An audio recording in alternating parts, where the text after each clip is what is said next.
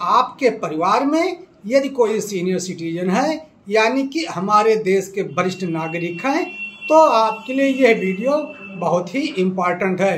आज हम बात करेंगे सीनियर सिटीजन की पेंशन को लेकर। सीनियर सिटीजन की जो पेंशन है उसके नियम कुछ इस प्रकार हैं। यदि आप भारत के सीनियर सिटीजन हैं तो आपकी उम्र 60 वर्ष पूरी कर चुकी है, तभी आप सीनियर सिटीजन कहलाएंगे। अब आपको साल में एक बार जीवित प्रमाण पत्र बैंक में दाखिल करना होता है। सेकंड स्टेप यह भी है कि यदि आपकी उम्र 80 साल से ऊपर की है तो आपको साल में 2 बार जीवित प्रमाण पत्र बैंक में दाखिल करना होता है।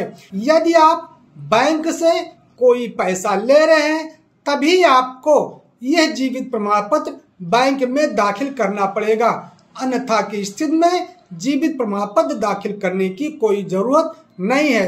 वैसे यह भी देखा गया है कि आज के युग में लगभग हर सीनियर सिटीजन के पास बैंक अकाउंट है और वह लेन देन करते रहते हैं।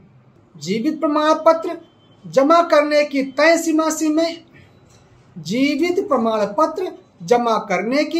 तय समय सीमा 31 मई से पहले होती है और दूसरा स्टेप 30 नवंबर से पहले का होता है। आपकी कोई भी पेंशन हो सकती है।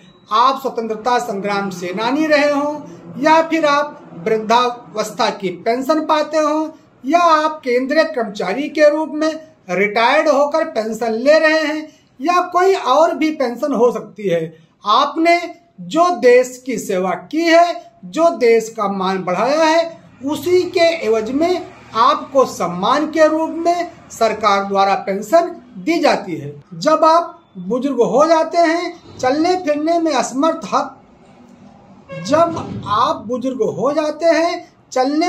में असमर्थ रहते हैं और कभी कभार भूल चूक भी हो जाती है और आप बैंक में जाकर जीवित प्रमाण पत्र नहीं दाखिल कर पाते हैं, तब क्या होता है, बैंक वाले आपकी तो पेंशन रोक देते हैं। अब इसमें 2 कंडीशन है। एक कंडीशन ये होते हैं कि बैंक ने पेंशन आपको नहीं दिया। सेकंड कंडीशन ये भी हो सकती है कि बैंक वालों ने आपकी पेंशन कैंसिल कर दी है। जब कभी आप जीवित प्रमाण पत्र लेकर जाएंगे और बैंक से अनुरोध किए हैं, तब दोबारा बैंक वाले आपकी पेंशन जिस दिन आप जीवित प्रमाण पत्र लेकर जाते हैं उसी दिन से शुरू कर देते हैं और आपको पेंशन मिलने लगती है। लेकिन बीच की पेंशन देने में वो आनाकानी करते हैं और पेंशन नहीं देते हैं। इसी पर कर्नाटक हाई कोर्ट का एक बेहतरीन फैसला आया है जो सभी सीनियर सिटीजन के लिए गिफ्ट का काम करता है। कर्नाटक राज्य में एक नागभूषणम राव जी थे जो स्वतंत्रता संग्राम सेनानी थे, जिनकी उम्र 97 की हो गई थी। वो चलने फिरने में असमर्थ थे और उन्होंने अपना जीवित प्रमाण पत्र बैंक में नहीं जमा किया और इसके बाद जब वो स्वस्थ हुए, ठीक हुए, तो अपना जीवित प्रमाण पत्र बैंक में लाकर जमा कर दिए।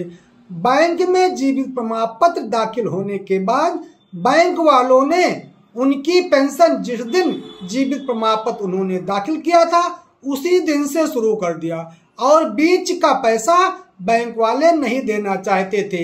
लेकिन नागभूषणम राव थे स्वतंत्रता संग्राम सेनानी, उन्होंने अपने पर आकर एक केस कर्नाटक हाई कोर्ट में फाइल कर दिया बैंक वालों के विरुद्ध।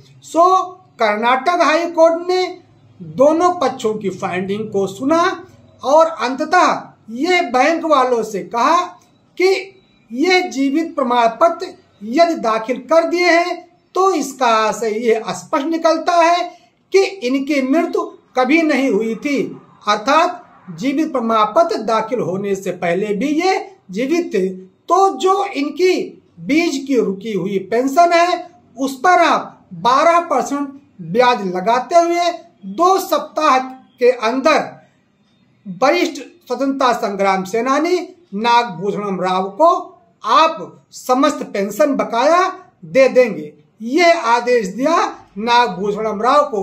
यह आदेश सभी सीनियर सिटीजन के ऊपर प्रभावी होता है। सो सीनियर सिटीजन को न्यायालय ने दे दिया गिफ्ट। यह था हमारा आज का विषय यदि पसंद आता है तो हमारे चैनल को सब्सक्राइब करते हुए शेयर कर दीजिएगा।